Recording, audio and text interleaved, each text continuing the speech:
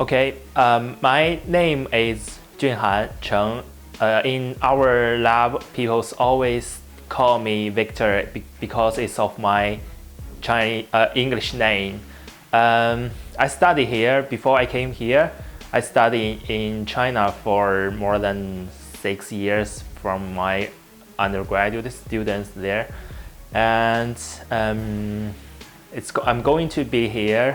Will be study here for 3 years to further my study.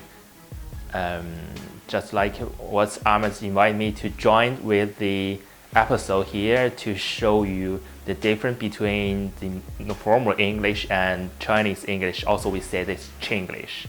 Okay. Actually, I think the Chinglish could be more emphasized on every single words, but not the fluence like what English people say. The easy way to develop your language skills is through vocabulary, so learning new words and phrases.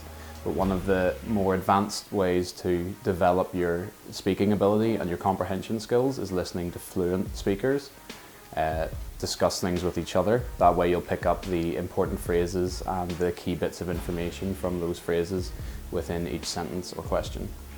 Okay.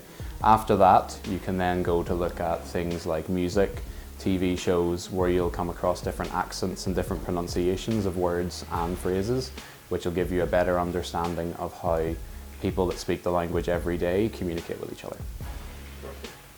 Thank you. No problem. Yeah. So, how to learn English better? I think one of the most important things is to not worry about the rules. No matter where you go in the English-speaking world, people will use English differently. They will have slang, they will have different twists on it. So do not worry about trying to copy an accent or to try to sound exactly like your favorite actors or people you've been listening to.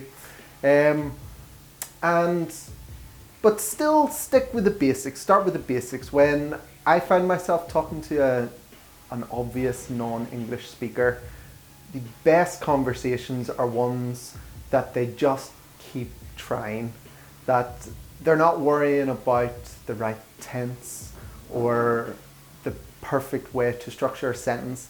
Just keep saying the words they know around the subject and the conversation will occur.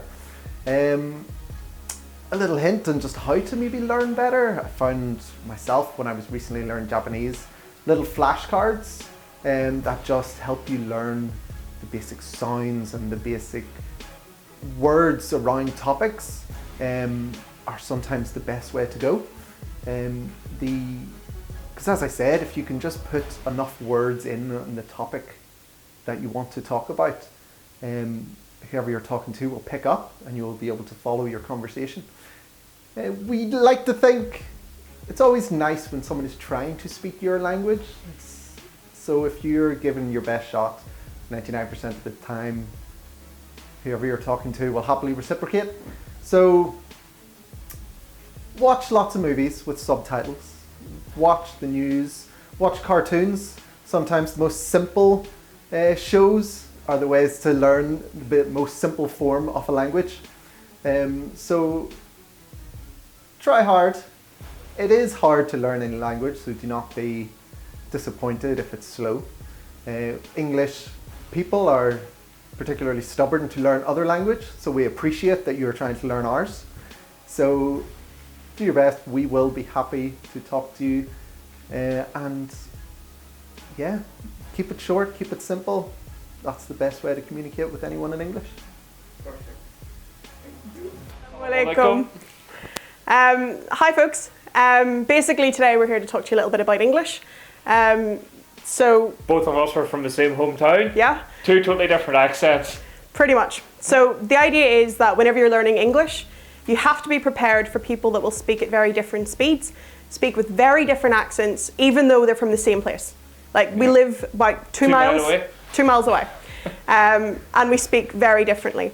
We also would speak a lot faster than perhaps people in England would. So that is something to bear in mind. But in terms of ways that we would suggest that you could probably improve your English, How do you reckon? Perhaps watching English movies with English subtitles along, the news, local news with English Definitely. subtitles, Al Jazeera news in English as well. Have you? I any think- ideas? Definitely what you mentioned though, James, is definitely key. Making sure that you have English subtitles, because I've taught English in China before, and a lot of my Chinese students would have always used Chinese subtitles, which more often than not, all they were doing was improving their Chinese reading, as opposed improving their English listening skills. So if you're going to have subtitles, make sure they're English subtitles. So what I would recommend, for example, I know that in IELTS you have to improve, for example, the weather. So watch BBC News, watch the weather. And with the subtitles on, take notes. So if you don't understand a word, write it down. So for example, in IELTS, what you will be learning in IELTS. It becomes much more conversational if Yes. you're watching the likes of a movie or a TV program in English rather than that of as Natasha is saying. So you get to know the actual accent, what the cultures, see the emotions behind it, Yes. the language, and all the different aspects and adjectives which sit in to describe the different nouns that you're talking about. 100%. Because whenever you're learning IELTS, it will be written in the book, it is sunny, it is rainy. You will never see that on a weather channel, ever. What you'll get in a weather forecast, on a weather channel, you will get, it is absolutely bluster outside today, folks. Things like that. Much So- more descriptive, more Yes, powerful. much more powerful and language. It flows like a river much easily. Flows like water, very fluid. So what we recommend is that you take down those words and that you look them up and understand them and get to use them in everyday language. Personally, as someone that has taught IELTS to other people, honestly, IELTS is not a standard to work towards, in my opinion. IELTS is the absolute bare minimum.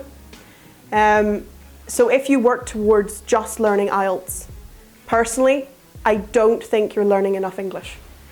You need to be much more conversational to a point where IELTS is an afterthought, where you need to be able to have a conversation with people comfortably and understand films, understand movies and TV shows and understand the news without needing that translation help. That's then whenever you know that your English is at a much better standard. If you then try and do IELTS after reaching that standard, IELTS is super easy. But if you try and do IELTS and that's the only standard you're working towards, It's, yeah, even myself coming from learning to speak Spanish some years ago, it was much easier doing it in like group scenarios with two people. Yes. So there you're fit to get your daily routine. So you're fit to describe what you're actually doing during your day. It was a conversational, much more flowing. So it's easier to learn with two people. You talk from myself to yourself, repeat back and forward between different routines during that day, different activities that you've done, describing the likes of the weather, describing your work, what challenges you come across. You find it easier going between two people. It's much more conversational, and it's just English is the same as any other language. It becomes very conversational, so that's the way that you need to try to get a grasp of it. Perfect, guys. One flash advice from you, James? One flash advice from me: try to become more conversational, be more relaxed about it, but just watch UK and more English TV programs with English subtitles would be the main key one that I would say. Perfect. And Tasha? honestly, don't give up with it. Yeah. What most people do is whenever they try to learn a language, they learn it for a couple of months and they think they should be fluent. When they fail IELTS the first time, or when they get knocked back and they suddenly realise that their English isn't as good as what they thought it was, suddenly then they give up and they think there's no point. Determination is key. Keep at it, because it will get easier and easier and easier, I promise you that. Yes. Thank you so much, guys. No Shukran, problem. Thank you. ma salama. Thanks, Bye bye.